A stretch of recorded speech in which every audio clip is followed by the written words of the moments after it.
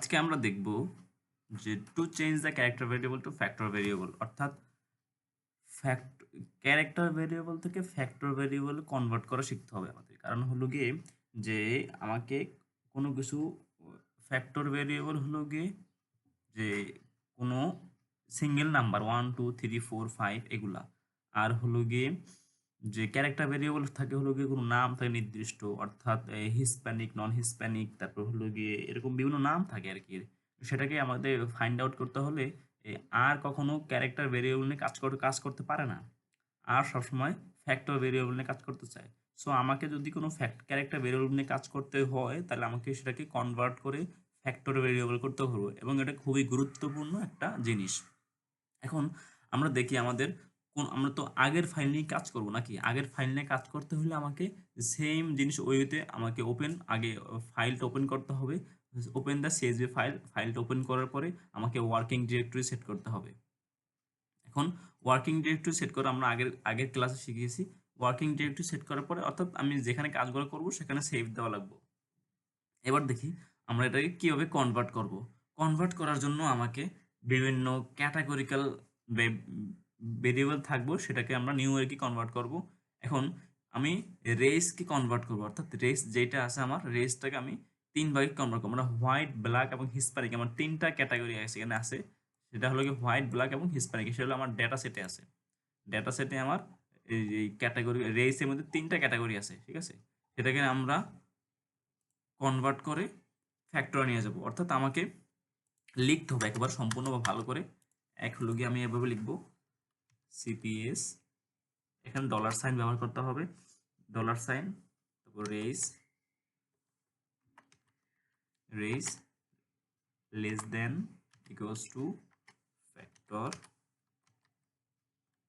Factor, তারপরে bracket দিয়ে CPS dollar sign race.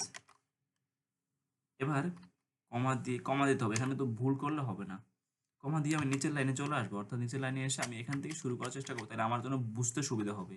আমি একদম শুরুতে লিখলেও কোনো সমস্যা নাই। আমি যদি মাঝখানে লিখি, মাঝখানে বলতে গেলে এখানে যে আমি উপর লাইন যেভাবে লিখি সেভাবে যদি লিখি সেভাবে লিখলেও কোনো সমস্যা নেই। আমি জাস্ট আমার বোঝার সুবিধার্থে এখানে দেখেন দুইটা লাইন আছে, একটা হলো যে LEVL লেভেলস, ঠিক আছে, এটা হলো 1 2 3 4, এটা হলো আমার ইন্টিজার লেভেলস। আর একটা হলো গিয়ে LA, এই যে LA, এই লেভেলটা কিন্তু সম্পূর্ণ আলাদা, এটা কিন্তু ভুল করা যাবে না, ঠিক আছে। দুইটা লেভেলসের লেখা, একটা A আর একটা E। সো আমাকে প্রথমে লিখতে হবে LEVELS লেভেলস, লেভেলস দিয়ে ইকুয়াল সি ব্র্যাকেট 1 2 3, অর্থাৎ এখানে আমি স্পেস কিন্তু দেইনি, দেখি রান হয় কিনা। এরপরে আমি আবার শেষে আরেকটা কমা ইউজ করব, কারণ আমার সবই কিন্তু এক লাইনে লিখতেছি। এক লাইনে লিখলে আমার এটা কিন্তু এই মাথা পর্যন্ত চলে আসবে একদম একেবারে। এখন এই আসলে আমাদের ডিসপ্লে দেখা যাবে না, অর্থাৎ আমাদের বুঝতে অসুবিধা হবে। তার সুবিধার্থে আমরা নিচে নিচে লিখব, আমাদের নিজস্ব সুবিধার জন্য। এখানে আমি লিখবো হলো কি, এবার লিখবো LABELS লেভেলস ইকুয়াল সি, এবার first bracket white, black, Hispanic, এটা আমি লিখবো হলো গিয়ে ইনভার্টেড কমা দিয়ে হোয়াইট, তারপর হলো গিয়ে কমা ইনভার্টেড কমা ব্ল্যাক,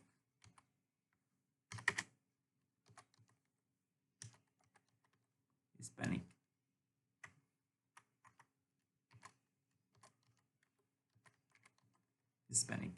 ওকে, এখানে কিন্তু ব্র্যাকেট কিন্তু ক্লোজ করতে হবে। এটা হিসপ্যানিক লিখলাম আমি যে এই লেখাটা, কিন্তু আমি যে এই যে আগে যে ব্র্যাকেট দিয়ে আসছি, ঠিক আছে, এই যে এখানে যে ব্র্যাকেট দিছি ব্র্যাকেটের ক্লোজ কিন্তু আমার এখানে করতে হবে, কারণ আমাদের সব একই ব্র্যাকেটের লেখা কিন্তু, ঠিক আছে, একই ব্র্যাকেটের লেখা।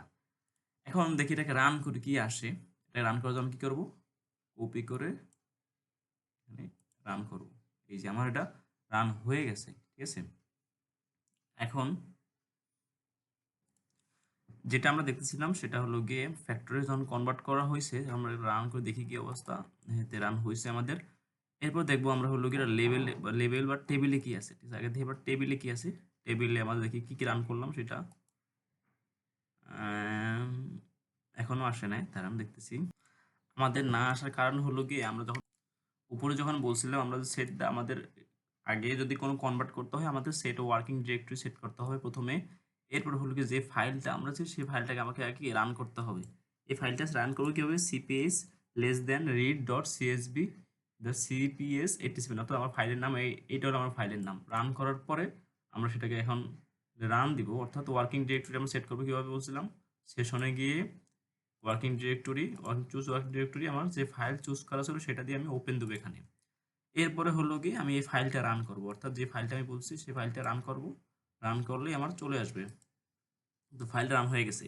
এবার আমার যেটা করার ছিল, আমি যেটা লিখছি অর্থাৎ ফ্যাক্টরি কনভার্ট করে যেটা করছি সেটা মার্ক করব। মার্ক করার পরে রান দেওয়ার পরে এই যে আবার রান হয়ে গেছে। এবার আমি দেখবো টেবিল আমার কি রান হলো আলটিমেটলি, ঠিক আছে? টেবিল দেখার জন্য আমি এটা রান করবো আবার।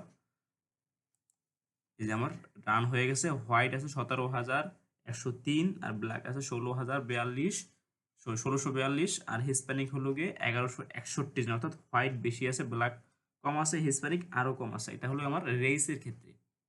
এখন যদি এটা আমরা স্ট্রাকচার দেখতে চাই, স্ট্রাকচার দেখতে হলে কিভাবে দেবো আমি, ASTR CPS, এটা যেটা স্ট্রাকচার মিনিং সে রান করলে এই হলো টোটাল আমার ইন্টিজারের স্ট্রাকচার নাম্বার। আমার কিন্তু ফ্যাক্টর থেকে আমার কিন্তু ফ্যাক্টরে কনভার্ট হয়ে গেছে, ঠিক আছে? ফ্যাক্টরে কনভার্ট হয়ে গেছে, এটা হলো আমাদের মেইন জিনিস। এটা খুবই গুরুত্বপূর্ণ জিনিস। এরপর দেখবো আমরা ডামি ভেরিয়েবল কিভাবে রান করতে হয়।